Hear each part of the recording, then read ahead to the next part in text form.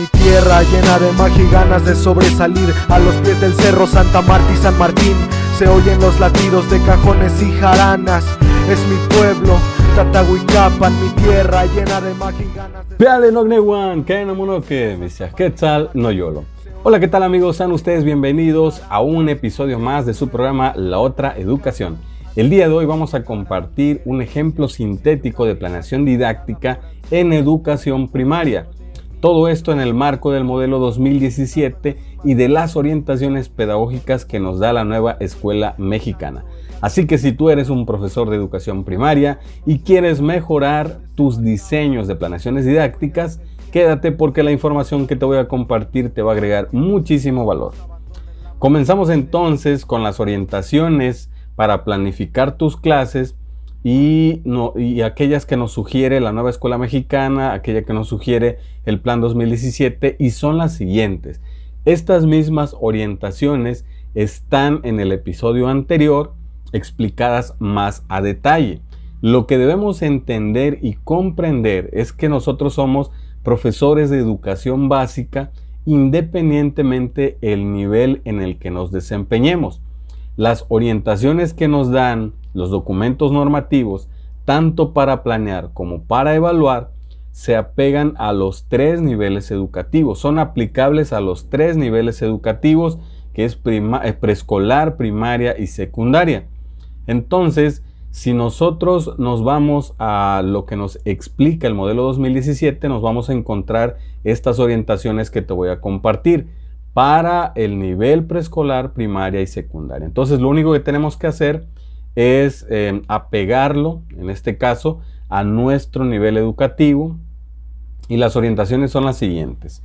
Primera orientación: situar a los alumnos en el centro del proceso educativo. Ellos son lo más importante al momento de que tú te sientes a planear todos tus esfuerzos, tanto pedagógicos, didácticos y de mediación docente, van enfocados a que el alumno aprenda. Es lo más importante de este proceso. Debemos generar oportunidades de aprendizaje significativas e inclusivas. Es decir, lo que yo voy a plantear en mi planeación didáctica tiene que ser un diseño de una situación de aprendizaje que potencialmente resulte significativa para mis alumnos. Ya no es válido, o ya no ni siquiera está en la normativa, el que nosotros únicamente demos temas, demos actividades y que los alumnos las resuelvan, y entre más actividades tengan, significa que aprendieron o que trabajaron más. Ahora nosotros debemos volvernos expertos en diseñar situaciones de aprendizaje que sean inclusivas, que sean retadoras, que represente cierta complejidad cognitiva, que promueva la colaboración, que se apegue a los retos del contexto inmediato del alumno. Eso es lo que nosotros debemos empezar a visualizar al momento que vayamos a diseñar nuestra planeación didáctica. Debemos asumir el papel del mediador más que de instructor del proceso educativo. Debemos recabar evidencias de aprendizaje para conocer los logros que van teniendo nuestros alumnos y cuáles son aquellas dificultades que van presentando. De esta manera, nosotros podemos dar una realimentación pertinente, con asertividad, comunicándoles siempre a los alumnos qué logros son los que estamos identificando y qué sugerencias podemos dar para que ellos sigan avanzando. Debemos analizar los resultados de los procesos de enseñanza y de aprendizaje. Esto es reflexionar mi práctica y a la vez reflexionar los resultados que van dando los estudiantes académicamente hablando. Incorporar distintos momentos y fases de la evaluación formativa, definir momentos para comunicar los logros de aprendizaje. Estos dos últimos elementos tienen que ver precisamente con la evaluación de tipo formativa, que es la que nosotros debemos implementar en nuestras aulas. Debemos de concebir la evaluación como un medio más para que el alumno aprenda. No es el final del proceso, no debemos confundirlo con calificación, sino que la evaluación es un proceso que nos permite gestionar el talento de los adolescentes, de los niños, de los jóvenes, para que puedan ellos desarrollar sus competencias, que puedan crear productos o evidencias con creatividad e innovación y que puedan resolver problemas de su entorno. Estas son las orientaciones generales que nos plantea la normativa vigente y debemos tomarlas en cuenta para cuando nosotros vayamos a diseñar nuestras planeaciones didácticas. Entonces, debemos tener claro que nuestra planeación didáctica no debe ser copiada y pegada de algo que vimos en la red. No debemos comprar una planeación pensando que la vamos a adaptar. A final de cuentas solo le cambiamos el nombre.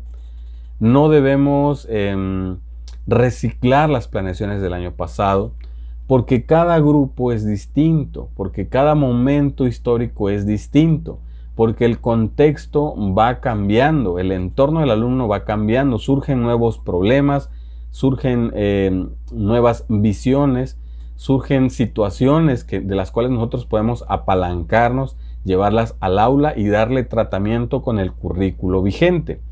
Entonces, lo que nosotros debemos hacer es analizar los aprendizajes esperados, organizarlos de tal manera que nosotros prioricemos aquellos que les van a servir para la vida, trabajar en academias para llegar a acuerdos y empezar a desarrollar de manera colaborativa una serie de situaciones de aprendizaje que podemos nosotros implementar en distintos momentos de la planeación. Entonces, sabiendo esto, voy a compartirles un ejemplo sintético de una planeación didáctica de un aprendizaje esperado de quinto grado de primaria de la asignatura de español.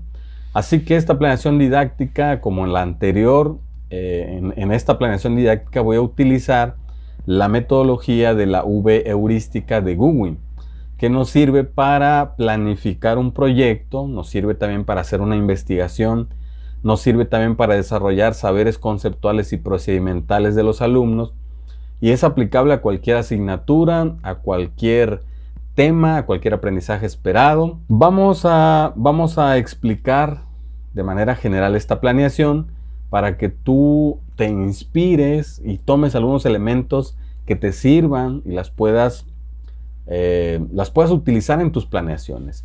Recuerda que no hay un formato universal. Lo único que hay elementos que no pueden faltar en una planeación didáctica, como estas orientaciones que acabamos de leer. También sabemos que hay 3 momentos en una planeación: actividades de inicio, de desarrollo y de cierre. Sabemos que debe haber una estrategia de evaluación en nuestra planificación didáctica. Sabemos que debemos partir de un aprendizaje esperado, de un problema del contexto.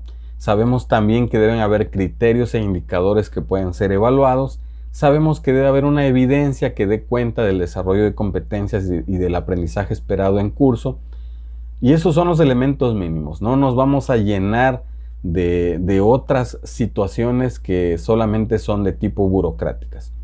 Entonces, lo primero, y esto siempre lo sugerimos en nuestras formaciones cuando damos talleres de estrategias didácticas o de planeación didáctica, lo primero que debe llevar mi planificación didáctica es un nombre atractivo de la sesión, del proyecto, de la secuencia didáctica, del plan de clase.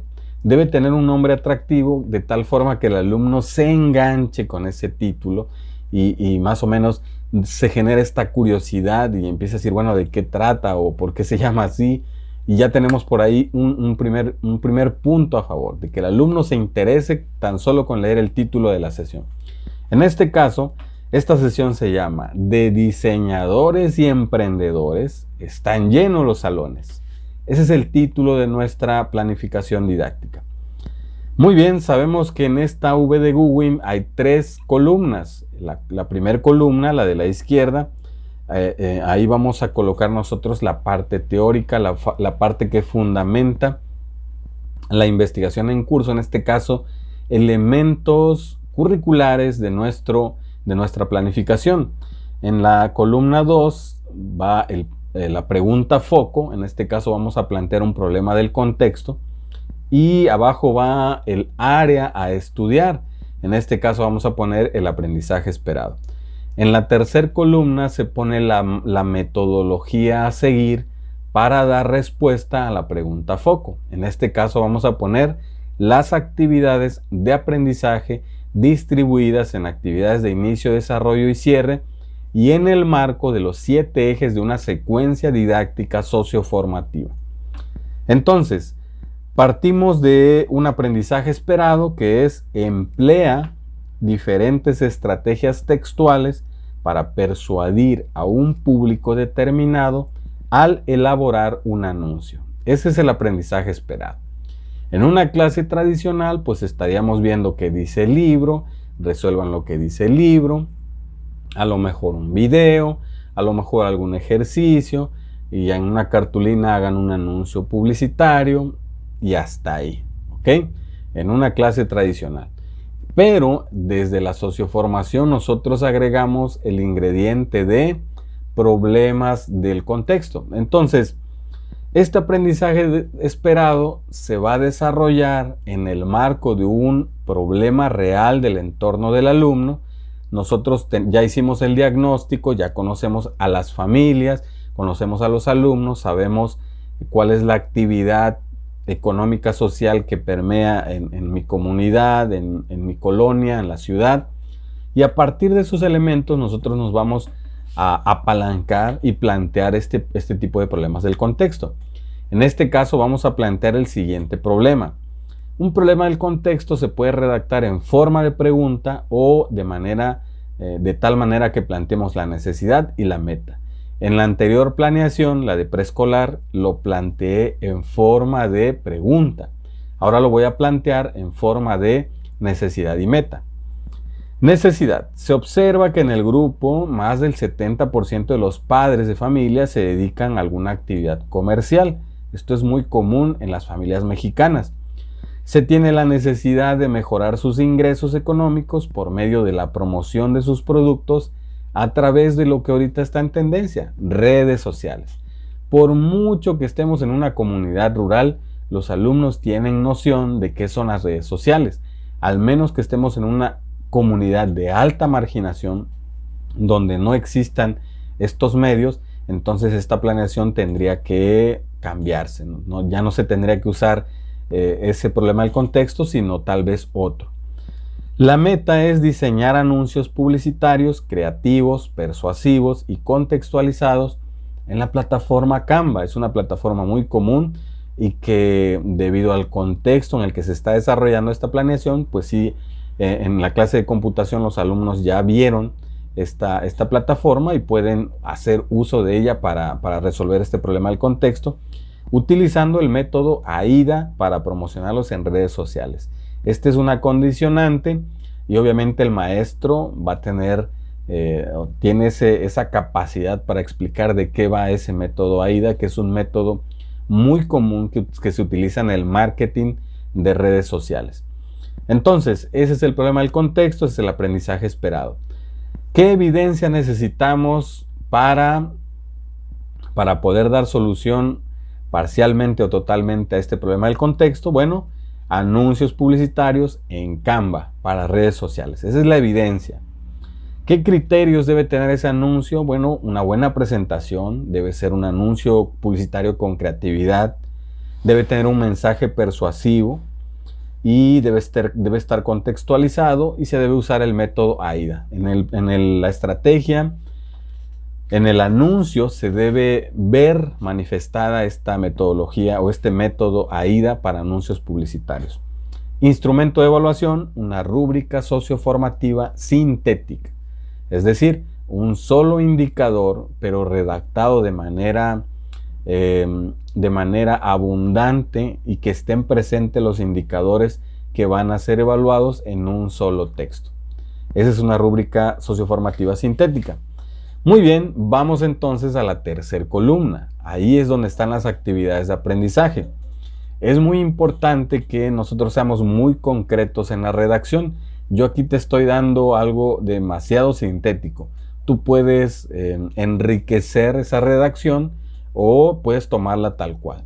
Como ya te he explicado también, estas planeaciones didácticas socioformativas son para una semana, para 15 días, para un mes, y son totalmente válidas. Tienen todos los elementos que nos sugieren la nueva escuela mexicana y el modelo 2017. También tiene elementos que nos sugiere el enfoque de español. También tiene elementos transversales y transdisciplinares en donde pues otras áreas del conocimiento convergen para dar tratamiento a un problema del contexto, a un problema real. Entonces tenemos en azul los dos primeros pasos que corresponden a las actividades de inicio. Nosotros en socioformación el paso 1 lo llamamos visión compartida, comúnmente conocido como encuadre. Es algo muy sencillo, es la presentación de la sesión. ¿Qué debe contener? Bueno, debemos presentar el problema del contexto, el aprendizaje esperado, debemos acordar el plan de trabajo, que quede muy claro cómo va a estar diseñado ese plan de trabajo. Le damos participación a los alumnos para que ellos también opinen y puedan ajustarse a ese plan de trabajo e incluso den propuestas para el mismo. Debemos establecer cuáles son los criterios de evaluación con los cuales se va a valorar el desempeño de los alumnos. Incluso y de hecho se les debe entregar a los alumnos el instrumento de evaluación con el cual se va a valorar su desempeño para que ellos sepan qué es lo que se les va a evaluar, sepan cuáles son los indicadores a los cuales ellos tienen que cumplir en los distintos momentos de la sesión. Debemos sensibilizar a los estudiantes ante ese problema del contexto a través de videos, a través de algún cuento, algún relato, alguna imagen, analizando un caso. Debemos también desarrollar dinámicas socioafectivas utilizando pues las famosas pausas activas, utilizando gimnasia cerebral, utilizando problemas de pensamiento lateral, haciendo algún baile, algún canto, algo que genere en la clase este ingrediente emocional que hace falta y es necesario para preparar al estudiante ante los nuevos aprendizajes. También debemos organizar los equipos de trabajo con la estrategia de trabajo colaborativo. Se forman equipos y se designan roles de participación al interior de cada equipo, en donde uno debe ser el coordinador, otro debe ser dinamizador, otro debe ser de gestión de la calidad y otro debe sistematizar las evidencias parciales o finales y debe socializar el conocimiento al final de la sesión. Eso es lo que hay que hacer en la visión compartida y eso es la preparación para lo que se viene. El segundo paso es analizar los saberes previos de los estudiantes. Y aquí nosotros tenemos que implementar una estrategia didáctica preinstruccional, aquella que nos va a permitir conocer la zona de desarrollo real de los estudiantes para de esta manera crear ese puente y llevarlos a la zona de desarrollo próximo.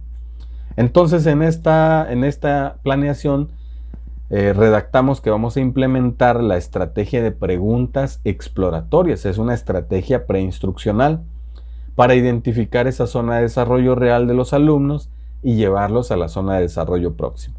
Ahí ya tengo mis actividades de inicio, actividades muy concretas, redactadas de forma muy sencilla y que en la práctica son totalmente realizables. No es nada del otro mundo, es algo que de manera intencional me senté a escribir y eso es lo que voy a hacer.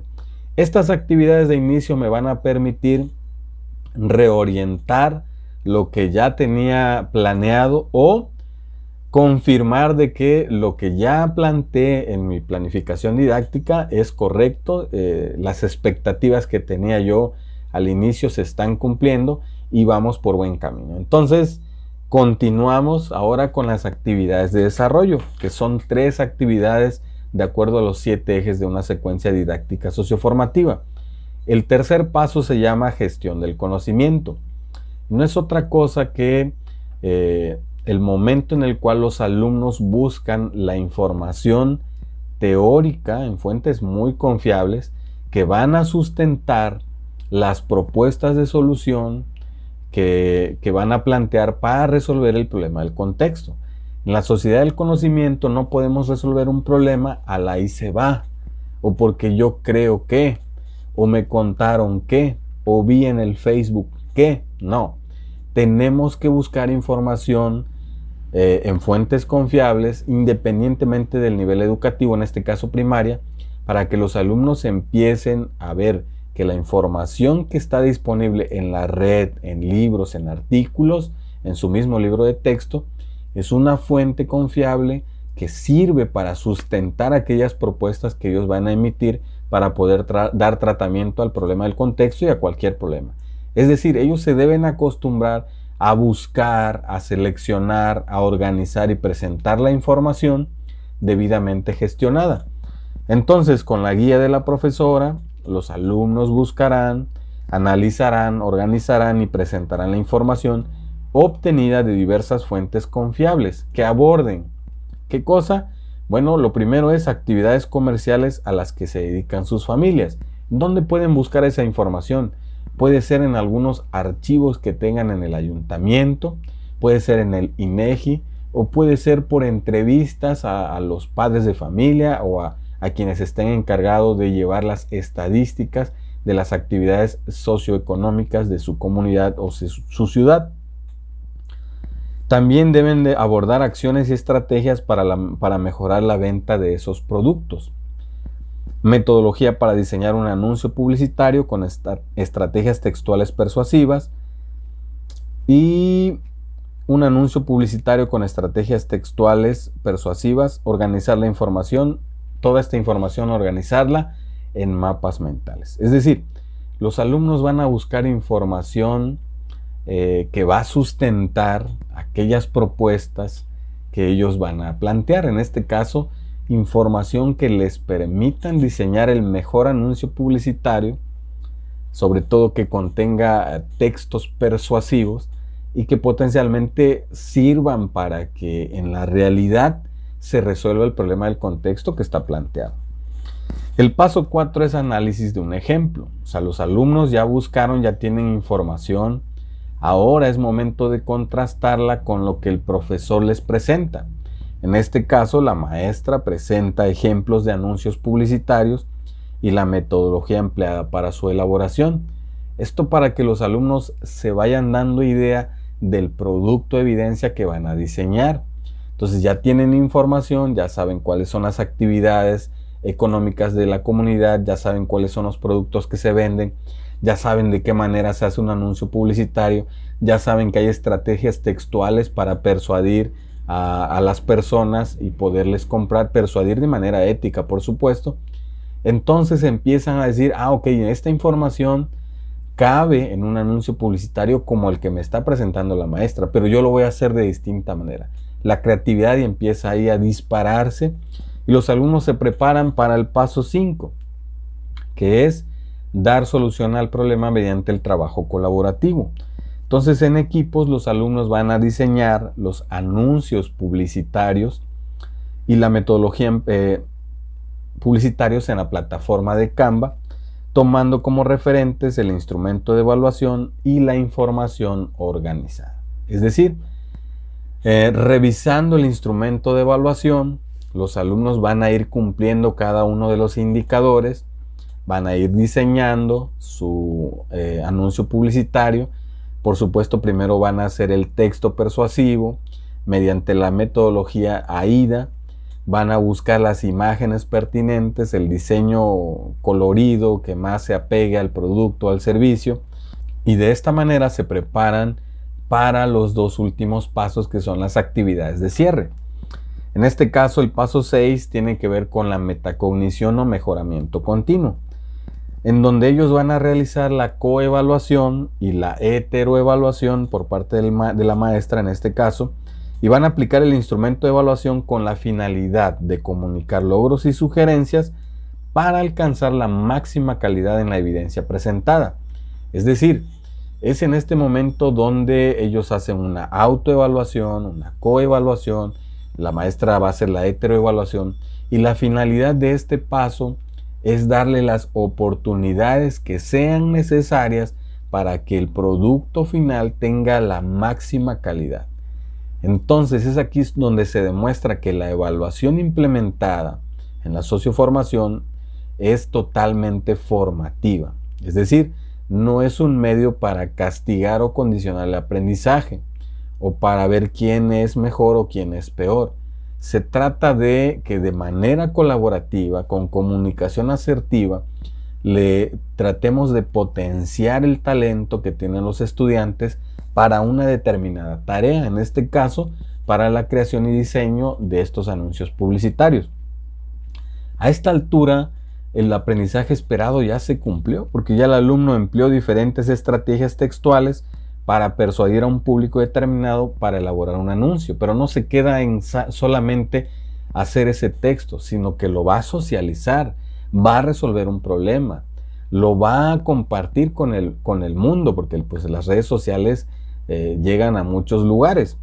Entonces ya están listos para socializar el conocimiento, que es el último paso, y aquí es donde el profesor crea un escenario donde los alumnos van a socializar ese conocimiento, se invitan a autoridades, a expertos en la materia, a otros maestros, a los padres de familia, a los mismos alumnos. Se hace todo un evento y los alumnos presentan anuncios frente a esta audiencia que se invitó. Los invitados van a brindar una realimentación, una socioevaluación, obviamente conociendo el instrumento de evaluación, explicándoles de qué manera lo tienen que utilizar. Y los alumnos van a recibir primero los logros que identificó el público y qué sugerencias dan para seguir mejorando. Entonces estos anuncios al final se van a compartir en redes sociales y se va a valorar el impacto que van a tener en la resolución del problema del contexto. Y de esta manera, amigos maestros y amigas maestras de educación primaria, es como nosotros podemos desarrollar una planificación didáctica que cumpla con los elementos sugeridos por el modelo 2017, por la nueva escuela mexicana y por las nuevas tendencias pedagógicas contemporáneas. Ahora, esta planificación es en el contexto presencial, pero si tú estás en un contexto híbrido, entonces algunas actividades pueden ser en casa, como la búsqueda de información. Algunas actividades pueden ser en lo presencial, como el trabajo colaborativo. Algunas actividades vuelven a hacerse en casa, como puede ser el mejoramiento continuo, e incluso la socialización puede ser mediante Zoom o puede ser en lo presencial. Ustedes deciden. Entonces, maestros, ¿qué les parecen estas planeaciones? Este tipo de metodología muy sencilla, muy sintética, que ustedes pueden implementar en sus aulas. Comenten aquí en la caja de comentarios para que nosotros podamos seguir compartiendo este tipo de información. Entonces, maestros de secundaria, prepárense porque la siguiente semana les voy a compartir un ejemplo ahora al nivel que me corresponde, que es educación secundaria. Entonces, ya compartimos educación preescolar, ya compartimos educación primaria. Siguiente episodio corresponde a educación secundaria. Muy bien, maestros y maestras, pues no me resta más que agradecer su atención, que se suscriban al canal, que le den like al video, que lo compartan, que nos sigan a través de redes sociales. La presentación la voy a dejar aquí en la descripción del video para que la descarguen y puedan ustedes hacer uso ético de él. Pues yo me despido, nos vemos en el siguiente episodio. Como siempre les digo, larga vida y prosperidad para todos. Gracias de corazón.